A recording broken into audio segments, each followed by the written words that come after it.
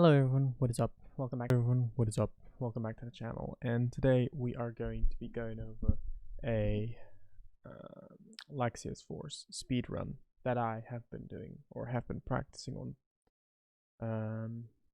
I've already covered Laxius Force quite a couple times on the channel, including Laxius Power and 3 Stars of Destiny, so I'm not actually going to go ahead and do an in-depth talk on what the game is, but I will put the game in the description as always, so if you're interested in the game, just go to the description, check it out, feel free to buy it. It's still a great game even though it's a bit dated by now, so I definitely recommend checking it out.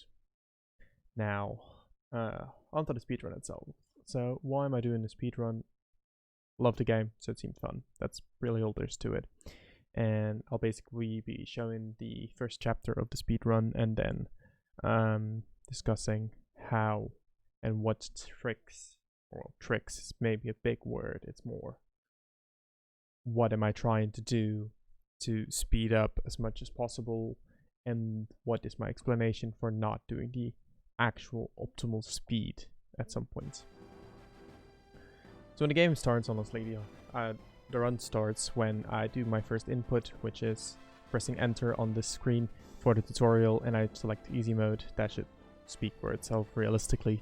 And this is honestly one of the hardest parts of the speedrun, because you have to actually mash through this dialogue like crazy, which can take quite a while. It is definitely a time-consuming thing to do, so that is probably one of the least likable things. And then you have to go say don't and sure in the next dialogue, which is pretty tricky to actually do fast, because it's very easy to accidentally misclick the option and either be forced to play the tutorial, which takes a lot longer, or press the not sure button, which cycles you back to the first option, which again means that you could accidentally start the tutorial. So you have to actually be mindful of that, and you definitely can lose like 2 solid seconds if you do it wrong.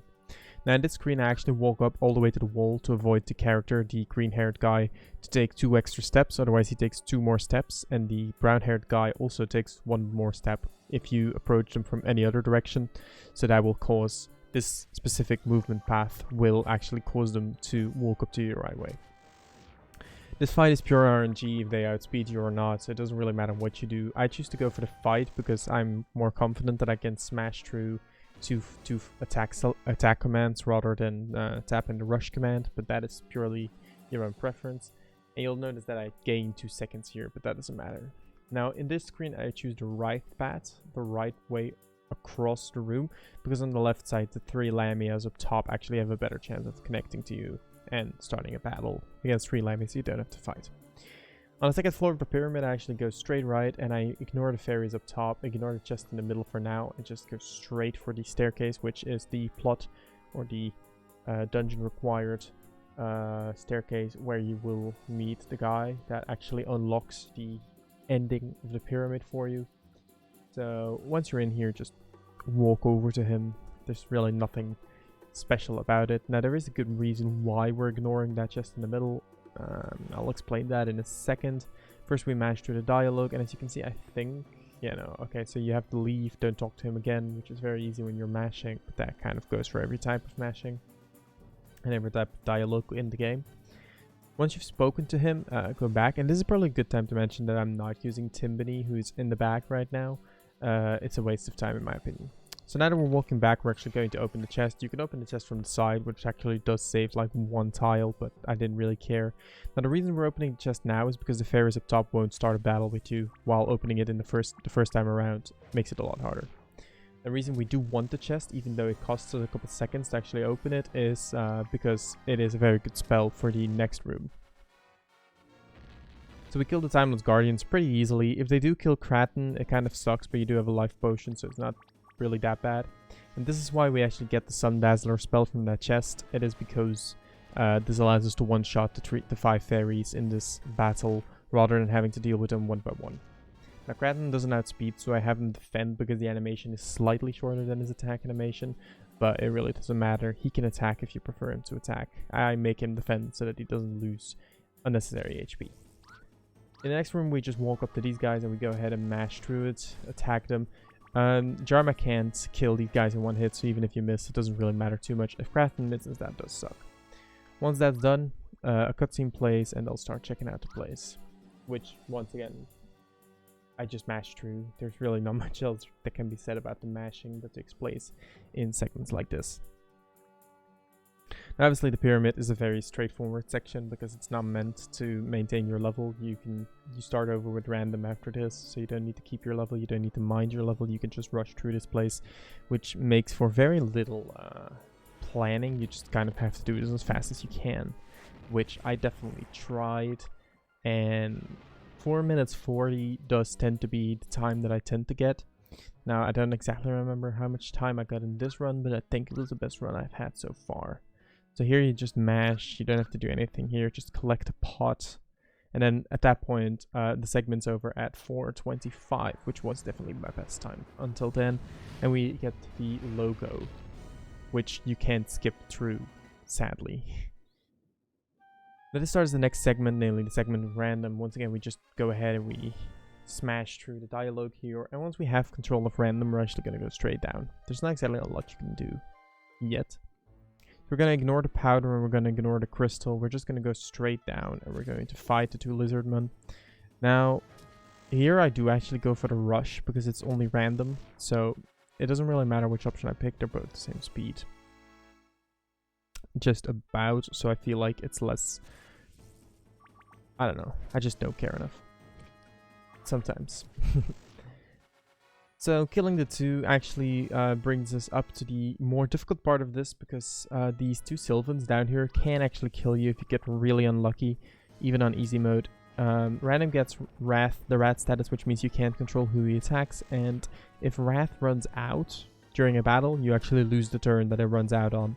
So you kind of have to hope that their attack breaks it. Otherwise, if they keep attacking you, you can actually die, which is very annoying. Because that's basically going to kill your run every time.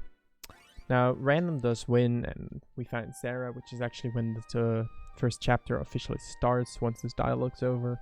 And that is also when the actual speedrunning strategies start applying, if you want to call them that. It might be a bit much to call them big strategies, but there's definitely a couple of time-saving tricks that I apply, which are very common. They're not special tricks, I'm not going to pretend like they are. But it's probably the best way to get through this part. So you'll know, like, we split the time at 6:15. And that is when chapter 1 officially begins. So once we have this, Sarah actually mentioned that she needs to get her box of stuff. And you can't actually leave this place without doing so. Which, I'm not quite sure if that's good or bad. Because I don't think you could complete the next section without her bow. But it doesn't really matter because you can't. So... that's that. I tried. So that means we'll just be heading up back to the shed, trying to get our gear.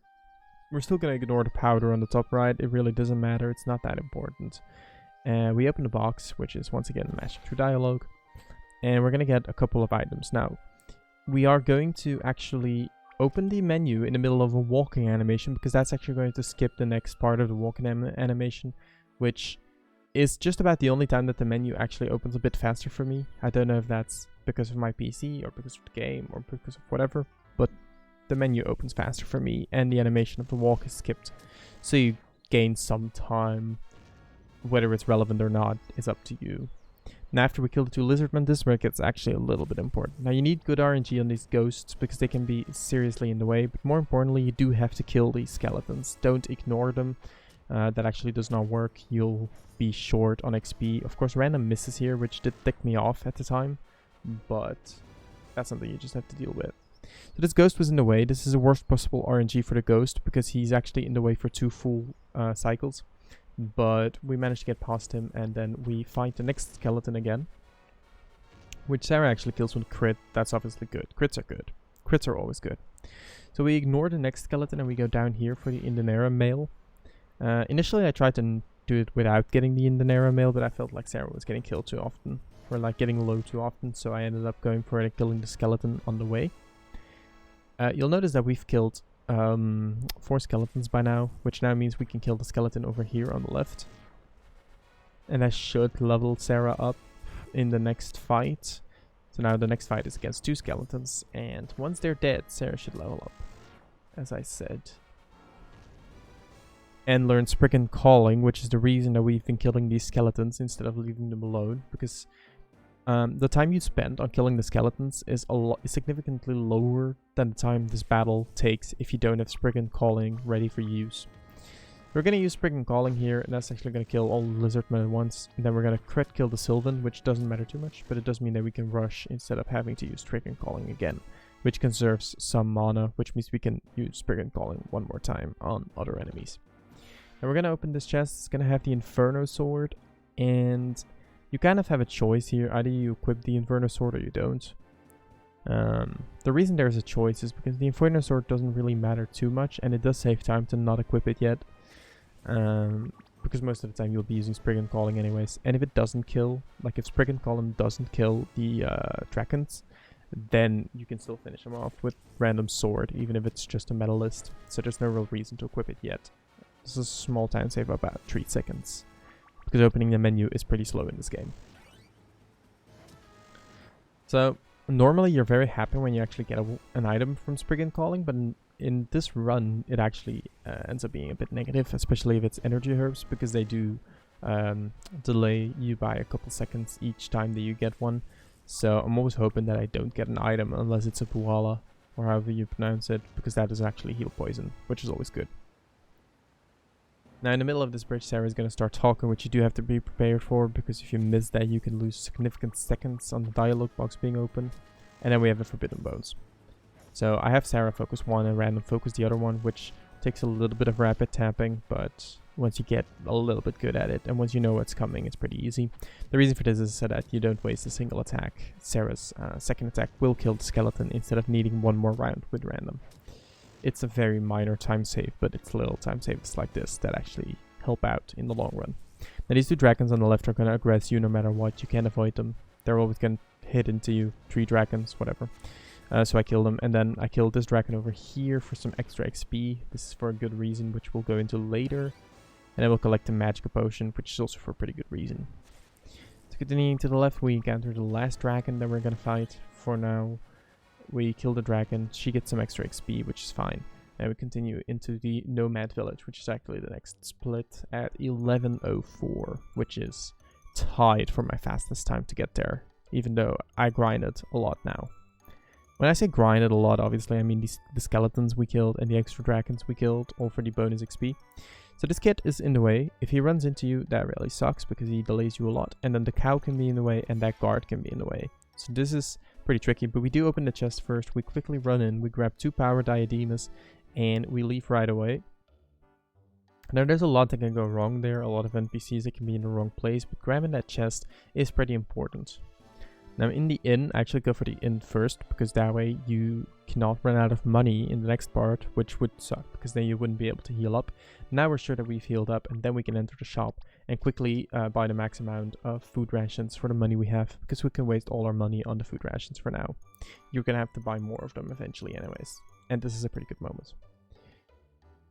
Now once you've done that, it's time for the biggest mash session of the game, namely the event here, which is just talking to this guy. Random is going to turn into his warrior self again, and that is when the horrible scene begins. This is the scene that I hate in this game, and speedrunning this section like 66 times, as you can see in the top left, definitely did not help, because we basically have to go through this 2-minute long cutscene every single time we speedrun this game. So this is going to take quite a while. And the cutscene itself really isn't that interesting. I mean, it was the first time that I played this game. But the next 20 or 30 or 40 times, it definitely became a lot less interesting to watch the same cutscene every single time. And as you can tell, the mashing really isn't that easy either, because there's animations playing in the back, and the game does actually wait on the animations at times. So it's really annoying. Now, at least it doesn't wait for the full animation. I don't really know why, but when the worm guy in the middle, the green one, is halfway through, the next text box actually appears. So that's good, because waiting the entire time would be quite tedious. Then the orc shows up, and so on. We just keep mashing, and then once that's done, you get that noise. Now the way I do my mashing is actually having a controller on my lap, and well, I play with a controller obviously, and just absolutely mashing it while holding one finger above the other so that it smashes up to your other finger and then back onto the button, and that actually lets you tap the button twice as fast as you would normally. I don't know how much that actually helps, but it definitely feels more satisfying than tapping the button slower. So now that we have everything that we want to equip Random with, we're actually going to do so. He gets the bronze armor, but he doesn't auto-equip it. And then we get Sarah, which we're going to equip everything to. The reason I equipped the empty second hand slot is because it's faster to just tap down space, down space, down space, down space, than to actually monitor what you're doing and go two down, space, space, down, space, down, space. So it's a bit like the brain dead repetition is a bit faster than a thoughtful double tap there. But again, these are that's the type of time skips that don't really matter. So now that we're in this dungeon, this is definitely the hardest part of this run because the monsters here are actually pretty strong comparatively. And the important part is that you do have the maximum defense equipped and that you try to use Spriggan Calling on these orcs with the Inferno Sword so that Random has a good chance of killing them.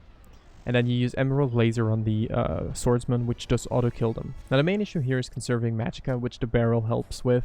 The barrel is a hidden healing item, which actually heals you dependent on the amount of times that you use it.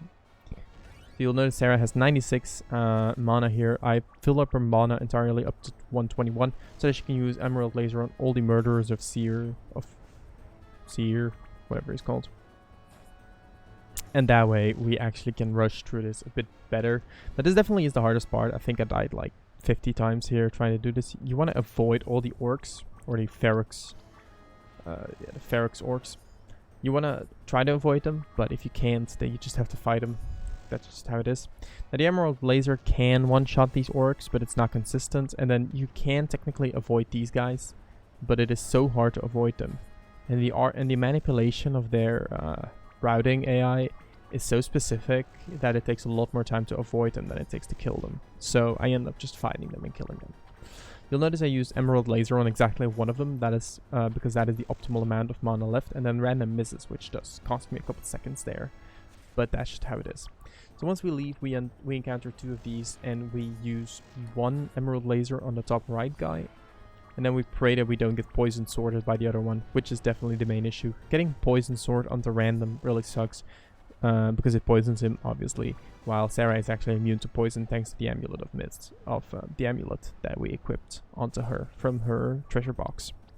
Now this fight is probably the most annoying one, because they can't actively kill you every single time they use poison sword. It becomes very troublesome, and right here you see Random gets hit and instantly gets poisoned, which significantly slowed down my this fight because I had to actually spend time healing up.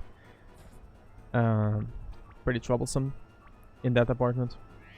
I actually had to think for like a second here because I really did not want to die when the run was going really good so far. So I did spend some time healing Sarah, and then Random misses on top of that, which actually puts him in danger of dying here. So I have to Emerald Laser and kill at the same time. And once that's done, I actually go ahead and heal with Random's mana, because Random really doesn't use most of his mana, and I use the one Buala I got to heal up Random. And then we continue south for the, not the hardest, but one of the more tedious fights against all these little wolfmen and then the Ferox Oxus. And we just follow the strategy, spam Spriggan Call, use it once, and then Random attacks the orc. Now, I actually tested if dying here and then coming back with full mana is faster. And I also tested if going back up to the barrel and then like getting 50 extra mana and then coming back down is faster. But neither of them turned out to be faster than just trying to clear it this way with the limited mana you have. So that is kind of what I did here. I just went ahead and cleared the fight with the Inferno Sword. And this is why I spent the time getting the Inferno Sword. The Medalist barely does enough damage here, while the Inferno Sword deals really great damage here, which is pretty important. Otherwise you have to use X-Blade every time, and obviously Random does not have the mana for that. So that is why we opt to go for the Inferno Sword. Now once we reach here, it's quest complete. The game actually quest completes, and that is where I decide that chapter 1 is finished, which leaves us with an end time of 18 minutes and 17 seconds 20 for chapter 1. After this, all you have to do is walk down the stairs and chapter 2 basically begins. Now, it's a bit of a choice where you end chapter 1. I end chapter 1 when the quest is cleared, because that is obviously what the quest was: clear Mount Bizarra. It's a nice little cutoff point, and it's a pretty clear point when to make the split. So that is where I do it. Now, if you do go down the stairs and you decide that that is where it ends, then you just add like 3 more seconds. Same at the beginning. If you decide that the pyramid scene starts when you press enter on the starting screen, then you'll have like 3 extra seconds on your game or so, and then the run will be 3 seconds earlier. But since there's no active run yet from anyone submitted on speedrun.com, I basically made the rules myself, and my rules are first input. Woo. So that is the speedrun, in short. Well, that is the speedrun up to chapter 1 with the techniques and the strategies that I applied. Now, as I said before, these are not the most original strategies. They're pretty basic strategies for speedrunning an RPG, but I do highlight the important parts of which monsters to take on, which monsters to try and avoid, and which monsters you can avoid by applying a certain method or a certain path in your walking. And then particularly thinking of the Lamias in the pyramid, the fairies in the pyramid, and then later on, when you're using random and Sarah, it is more about which monsters you take out and which monsters you try to ignore. Although with the goal in mind of having Emerald Laser in the Bizarra fortress, you definitely do want to kind of take out as many of the dragons as you want, because Brigand Calling does one-shot them. And then the food ration stuff, why buy as many as possible, is mainly to speed up, because having to tap up exactly to the amount that you need is a bit tedious. But there's no real reason. You can stick with 12. You'll just have to buy more later, which is a little bit of a nuisance. I think it's one of the more annoying things from part 1 that you need these food rations, but that's fine. And then I think the last thing that I want to mention about this speed run is probably that once you finish Bizarra, there's a lot of stuff that you can get from going all the way back to the shed, which is pretty good gear, especially if you don't do any of the side quests in the Nomad Village. But obviously going all the way back to the hut would actually significantly delay this run, because you would have to go back all the way back through Bizarra, which includes avoiding the monsters that we didn't kill there once again. And then you'd have to go all the way back to the hut and then come back the entire way back to this place. Which I estimate would add a solid minute and a half, if not more, to the run, which is not something that I was willing to sacrifice. Whether this really will affect the run or not in the chapter 2 is something that I still have to figure out, because I haven't really done any research on whether or not that will impact the run in a significant way. But that will be for the next video. When I do the video of chapter 2, I will briefly discuss whether or not the gear from the shed is worth significantly delaying the run. Other than that, I think 1817 from the starting point and the ending point that I did is a pretty fast score.